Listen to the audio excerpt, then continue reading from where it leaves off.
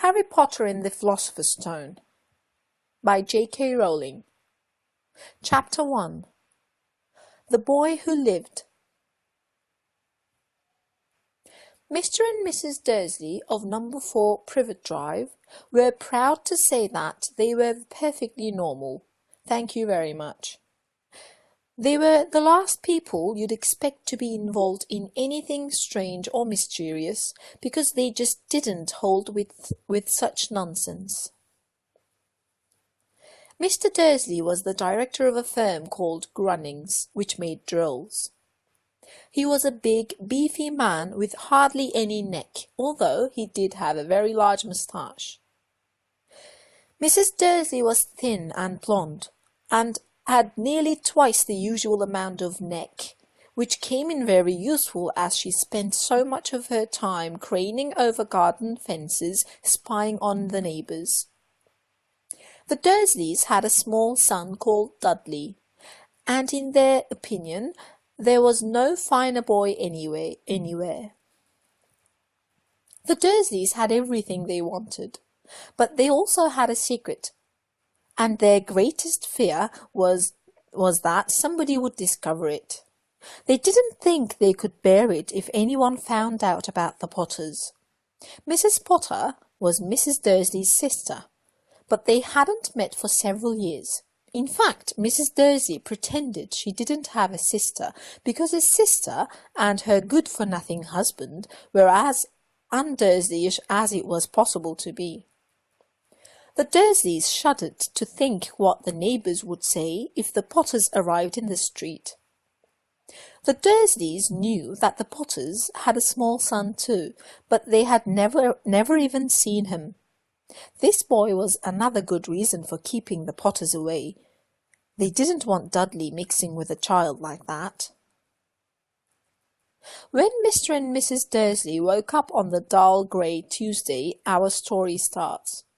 There was nothing about the cloudy sky outside to suggest that strange and mysterious things would soon be happening all over the country. Mr. Dursley hummed as he picked out his most boring tie for work, and Mrs. Dursley gossiped away happily as she wrestled a screaming Dudley into his high chair. None of them noticed a large tawny owl flutter past the window. At 8:30, Mr. Dursley picked up his briefcase, pecked Mrs. Dursley on the cheek, and tried to kiss Dudley goodbye, but missed because Dudley was now having a tantrum and throwing his cereal at the walls. "Little tyke," chortled Mr.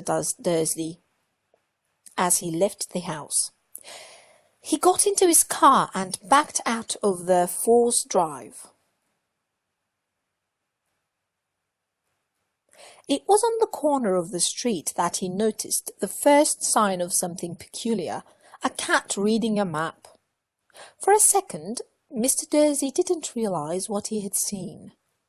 Then he jerked his head around to look again. There was a tabby cat standing on the corner of Privet Drive, but there wasn't a map in sight. What could he have been thinking of? It must have been a trick of the light. Mr. Dursley blinked and stared at the cat. It stared back. As Mr. Dursley drove around the corner and up the road, he watched the cat in his mirror. It was now reading the sign that said Privet Drive. No, looking at the sign. Cats couldn't read maps or signs. Mr. Dursley gave him a little shake and put the cat out of his mind. As he drove toward town, he thought of nothing except a large order of drills he was hoping to get that day. But on the edge of town, drills were driven out of his mind by something else. As he sat in the usual morning traffic jam, he couldn't help noticing that there seemed to be a lot of strangely dressed people about. People in cloaks. Mr. Dursley couldn't bear people who dressed in funny clothes. The get-ups you saw on young people. He supposed this was some stupid new fashion. He drummed his fingers on the steering wheel, and his eyes fell on a huddle of these widows standing quite close by. They were whispering excitedly together. Mr. Dursley was enraged to see that a couple of them weren't young at all. Why, that man had to be older than he was. And wearing an emerald green cloak? The nerve of him! But then it struck Mr. Dursley that this was probably some silly stunt. These people were obviously collecting for something. Yes, that would be it. The traffic moved on, and a few minutes later Mr. Dursley arrived in the Grunnings' parking lot, his mind back on his drills. Mr. Dursley always sat with his back to the window in his office of the 9th floor. If he hadn't, he might have found it harder to concentrate on drills that morning. He didn't see the owls swooping past in broad daylight. Through people down in the street did. They pointed and gazed open-mouthed as owl after owl sped overhead. Most of them had never seen an owl even at night time. Mr. Dursley, however, had a perfectly normal owl-free morning.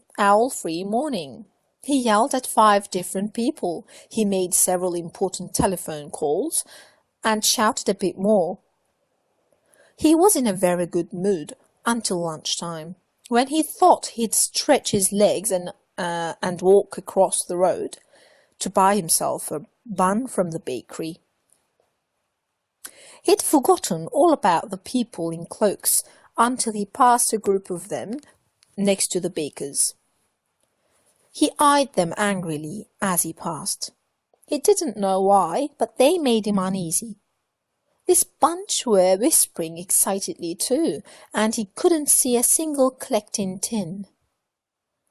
It was on his way back past them, clutching a large doughnut in a bag, that he caught a few words of what they were saying. The Potters, that's right, that's what I heard. Yes, their son, Harry. Mr. Dursley stopped dead. Fear flooded him. He looked back at the whisperers as if he wanted to say something to them, but thought better of it.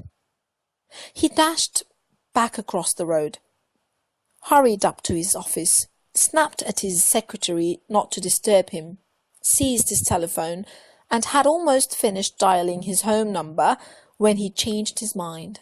He put the receiver back down and stroked his moustache, thinking, no, he was being stupid. Potter wasn't such an unusual name. He was sure there were lots of people called Potter who had a son called Harry. Come to think of it, he wasn't even sure his nephew was called Harry. He'd never even seen the boy. It might have been Harvey or Harold. There was no point in worrying Mrs. Dursley. She always got so upset at any mention of her sister. He didn't blame her, if he'd had a sister like that. But all the same, those people in cloaks. He found it a lot harder to concentrate on drills that afternoon, and when he left the building at 5 o'clock, he was still so worried that he walked straight into someone just outside the door. Sorry, he grunted, as the tiny old man stumbled and almost fell. It was a few seconds before Mr. Dursley realized that the man was wearing a violet cloak. He didn't seem at all upset at being almost knocked to the ground. On the contrary, his face split into a wide smile, and he said in a squeaky voice that made passers-by stare, "Don't be sorry, my dear sir, for nothing could upset me today. Rejoice, for you know who has gone at last. Even muggles like yourself should be celebrating this happy, happy day." And the old man hugged Mr. Dursley around the middle and walked off. Mr. Dursley stood rooted to the spot. He had been hugged by a complete stranger. He also thought he had been called a muggle, whatever that was. He was rattled. He hurried to his car and set off for home, hoping he was imagining things which he had never hoped before, because he didn't approve of imagination. As he pulled into the driveway of number 4, the first thing he saw, and it didn't improve his mood, was the tabby cat he'd spotted that morning. It was now sitting on his garden wall. He was sure it was the same one. It had the same markings around its eyes. "Shoo!" said Mr. Dursley loudly. The cat didn't move. It just gave him a stern look. Was this normal cat behaviour? Mr. Dursley wondered. Trying to pull himself together, he let himself into the house. He was still determined not to mention anything to his wife. Mrs. Dursley had had a nice, normal day. She told him over dinner all about Mrs. Dexter's problems with her daughter and how Dudley had learned a new word, won't. Mr. Dursley tried to act normally. When Dudley had been put to bed, he went into the living room in time to catch the last report on the evening news. And finally, bird watchers everywhere have reported that the nation's owls have been behaving very unusually today. Although owls normally hunt at night and are hardly ever seen in daylight, there have been hundreds of sightings of these birds flying in every direction since sunrise. Experts are unable to explain why the owls have suddenly changed their sleeping pattern. The newscaster allowed himself a grin. Most mysterious. And now over to Jim McGuffin with the weather. Going to be any more showers of owls tonight, Jim? Well, Ted, said the weatherman, I don't know about that, but it's not only the owls that have been acting oddly today. Viewers as far apart as Kent, Yorkshire and Dundee have been phoning in to tell me that instead of the rain I promised yesterday, they've had a downpour of shooting stars. Perhaps people have been celebrating bonfire night early. It's not until next week, folks, but I can promise a wet night tonight. Mr. Dursley sat frozen in his armchair. Shooting stars all over Britain? Owls flying by daylight? Mysterious people in cloaks all over the place? And a whisper about the Potters. Mrs. Dursley came into the living room carrying 2 cups of tea. It was no good. He'd have to say something to her. He cleared his throat nervously. Petunia, dear, you haven't heard from your sister lately, have you? As he had expected, Mrs. Dursley looked shocked and angry. After all, they normally pretended she didn't have a sister. No, she said sharply. Why?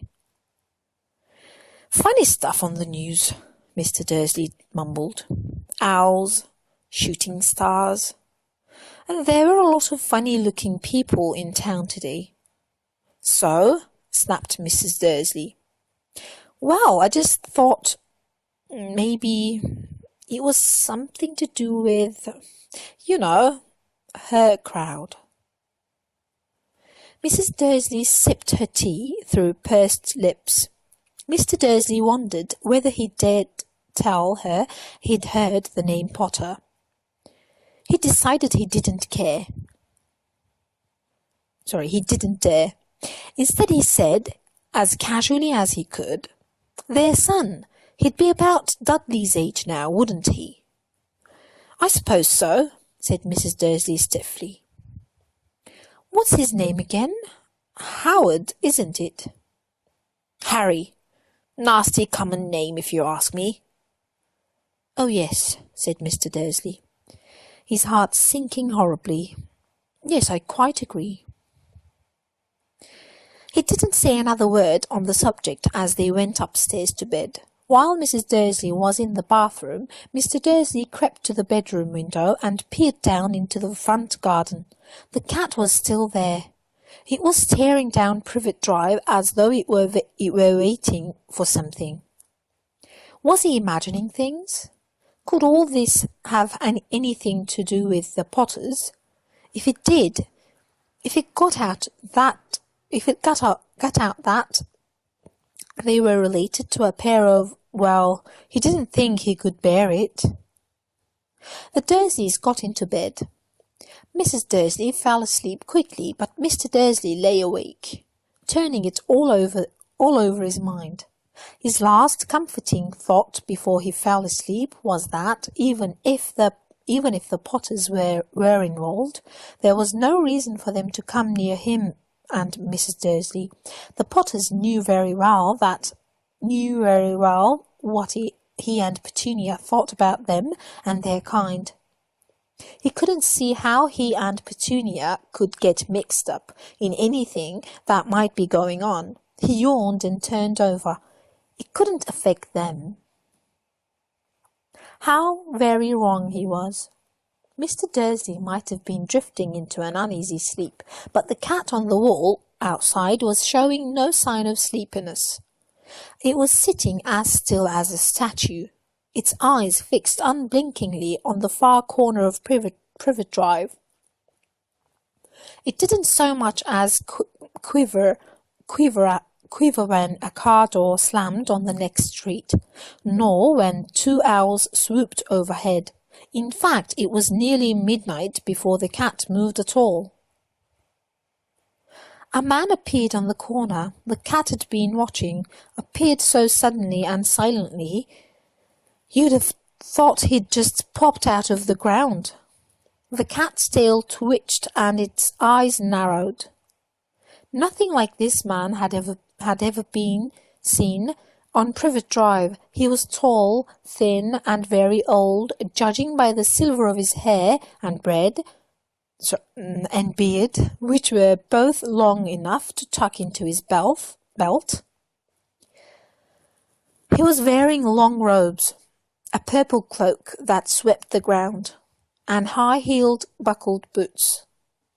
His blue eyes were bright, and sparkling behind half-moon spectacles, and his nose was very long and crooked, as though it had been broken at least twice. This man's name was Albus Dumbledore.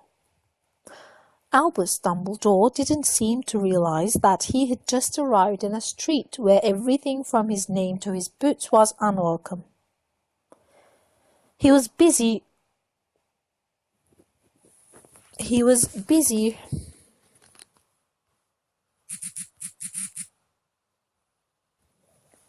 rummaging in his cloak, looking for something, but he did seem to realize he was being watched, because he looked up suddenly at the cat, which was still staring at him from the other end of the street.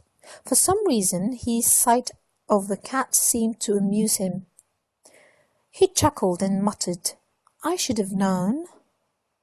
He found what he was looking for in his inside pocket. It seemed to be a silver cigarette lighter. He flicked it open, held it up in the air, and clicked it. The nearest street lamp went out with a little pop. He clicked again. The next lamp flickered into darkness. 12 times he clicked the put-outer, until the only lights left on the whole street were 2 tiny pinpricks in the distance, which were the eyes of the cat watching him. If anyone looked out of their window now, even beady-eyed Mrs. Dursley, they wouldn't be able to see anything that was happening down on the pavement. Dumbledore slipped the put-outer back inside his cloak and set off down the street toward number 4, where he sat down on the wall next to the cat. He didn't look at it, but after a moment he spoke to it. "Fancy seeing you here, Professor McGonagall." He turned to smile at the tabby, but it had gone. Instead, he was smiling at a rather severe-looking woman who was wearing square glasses, exactly the shape of the markings the cat had had around its eyes. She, too, was wearing a cloak, an emerald one. Her black hair was drawn into a tight bun. She looked distinctly ruffled. "How did you know it was me?" she asked. "My dear Professor, I've never seen a cat sit so stiffly." "You'd be stiff if you'd been sitting on a brick wall all day," said Professor McGonagall. "All day? When you could have been celebrating. I must have passed a dozen feasts and parties on my way here." Professor McGonagall sniffed angrily. "Oh yes, everyone's celebrating all right," she said impatiently. "You'd think they'd be a bit more careful, but no. Even the Muggles have noticed some things going on. It was on their news." She jerked her head back at the Dursleys' dark living room window. "I heard it. Flocks of owls. Shooting stars. Well, they are not completely stupid. They were bound to notice something. Shooting stars down in Kent? I'll bet that was Daedalus Diggle. He never had much sense." "You can't blame them," said Dumbledore gently. "We've had precious little to celebrate for 11 years. "I know that," said Professor McGonagall irritably. "But that's no reason to lose our heads. People are being downright careless, out on the streets in broad daylight, not even dressed in Muggle clothes, swapping rumours." She threw a sharp sideways glance at Dumbledore here, as though hoping he was going to tell her something, but he didn't, so she went down. A fine thing it would be if on the very day you-know-who seems to have disappeared at last, the Muggles found out about us all. I suppose he really has gone, Dumbledore." "It certainly seems so," said Dumbledore. "We have much to be thankful for. Would you care for a lemon drop?" "A what?" "A lemon drop. They're a kind of Muggle sweet I'm rather fond of." "No, thank you," said Professor McGonagall coldly, as though she didn't think this was the moment for lemon drops. "As I say, even if you know who has gone, my dear Professor, surely a sensible person like yourself can call him by his name. All this you-know-who nonsense. For 11 years I've been trying to persuade people to call him by his proper name, Voldemort." Professor McGonagall flinched, but Dumbledore, who was unsticking 2 lemon drops, seemed not to notice. "It all gets so confusing if we keep saying you-know-who. I have never seen any reason to be frightened of saying Voldemort's name." "I know you haven't," said Professor McGonagall, sounding half exasperated, half admiring. "But you are different. Everyone knows you are the only you-know-who all right, Voldemort was frightened of. The only one." "You flatter me," said Dumbledore calmly. "Voldemort had powers I will never have." "Only because you are too, noble to use them." "It's lucky it's dark. I haven't blushed so much since Madame Pomfrey told me she liked my new earmuffs." Professor McGonagall shot a sharp look at Dumbledore and said, "The owls are nothing next to the rumours that are flying around. You know what everyone's saying? About why he's disappeared? About what finally stopped him?" It seemed that Professor McGonagall had reached the point she was most anxious to discuss. The real reason she'd been waiting on a cold, hard wall all day, for neither as a cat nor as a woman had she fixed Dumbledore with such a piercing stare as she did now.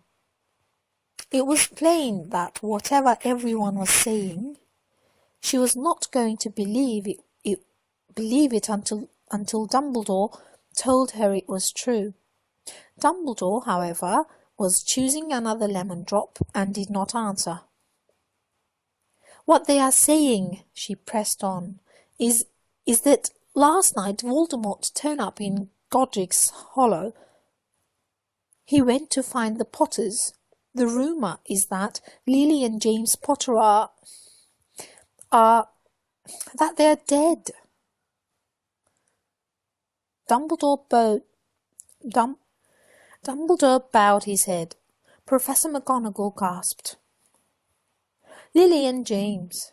I can't believe it. I didn't want to believe it.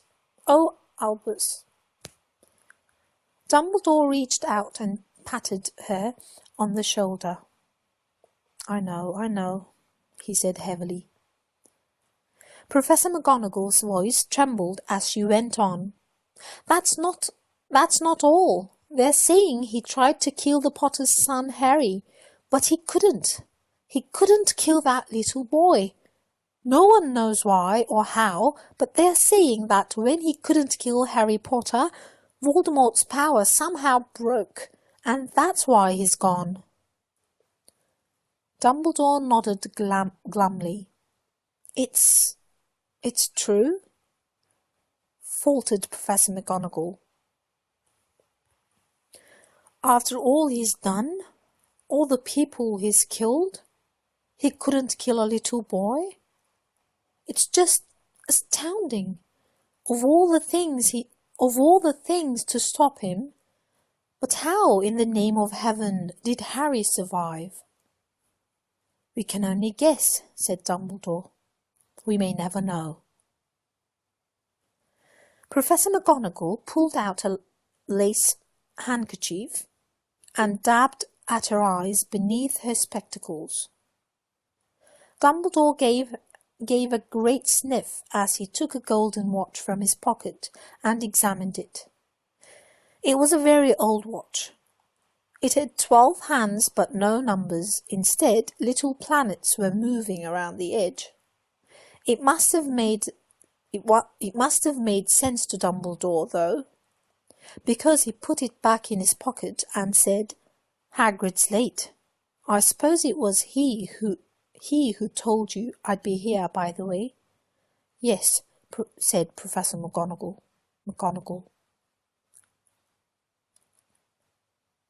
And I don't suppose you're going to tell me why you're here, of all places. I've come to bring Harry to his aunt and uncle. They're the only family he has left now.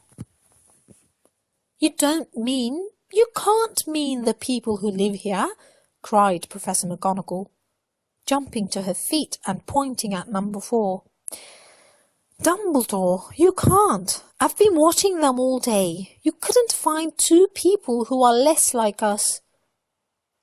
And they've got this son. I saw him kicking his mother all the way up the street, screaming for sweets.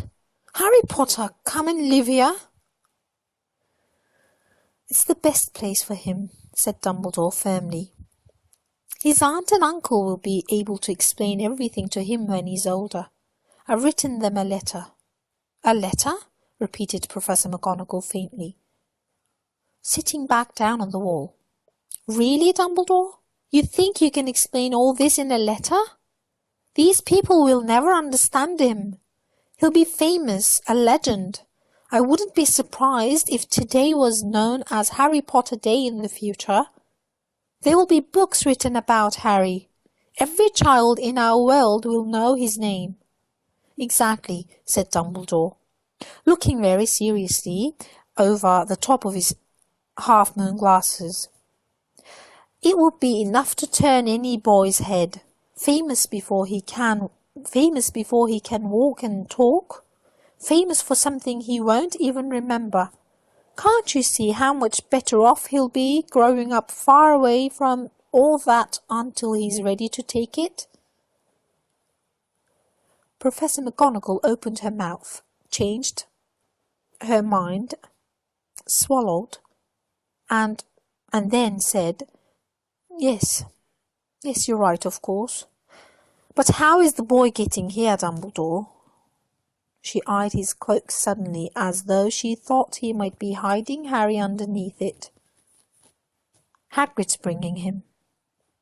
"Hagrid's." "You think it wise to trust Hagrid with something as important as this?" "I would trust Hagrid with my life," said Dumbledore. "I'm not saying his heart isn't in the right place," said Professor McGonagall. Grudgingly, "but you can't pretend he's not careless. He does tend to what was that?" A low rumbling sound had broken the silence around them. It grew steadily louder as they looked up and down the street for some sign of a headlight.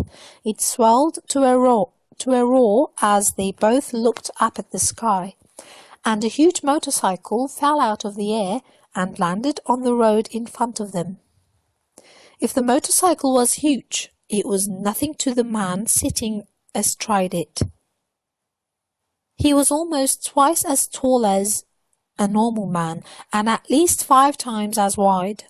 He looked simply too big to be allowed, and so wild. Long tangles of bushy black hair and beard hid most of his face. He had hands the size of trash can lids, and his feet in their leather boots were like baby dolphins. In his vast, muscular arms, he was holding a bundle of blankets. "Hagrid," said Dumbledore, sounding relieved. "At last. And where did you get that motorcycle?" "Borrowed it, Professor Dumbledore, sir," said the giant, climbing carefully off the motorcycle as he spoke. "Young Sirius Black lent it to me. I've got him, sir." "No problems, were there?" "No, sir.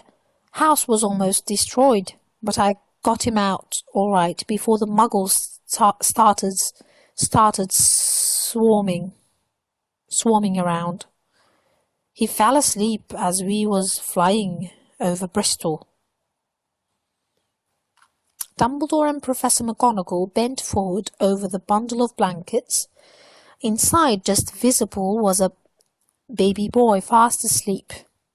Under a tuft of jet black hair over his forehead, they could see a curiously shaped cut, like a bolt of lightning. "Is that where—" whispered Professor McGonagall. "Yes," said Dumbledore. "He'll have that scar forever." "Couldn't you do something about it, Dumbledore?" "Even if I could, I wouldn't. Scars can come in handy. I have one myself above my left knee that is a perfect map of the London Underground. Well, give him here, Hagrid. We'd better get this over with." Dumbledore took Harry in his arms and turned toward the Dursleys' house. Could I say goodbye to him, sir?" asked Hagrid. He bent his great shaggy head over Harry and gave him what he must have been a very scratchy, whiskery kiss. Then suddenly Hagrid let out a howl like a wounded dog. "Shh!" hissed Professor McGonagall. "You'll wake the Muggles." Sorry," sobbed Hagrid, taking out a large spotted handkerchief and burying his face in it. "But I can't stand it. Lily and James dead, and poor little Harry off to live with Muggles."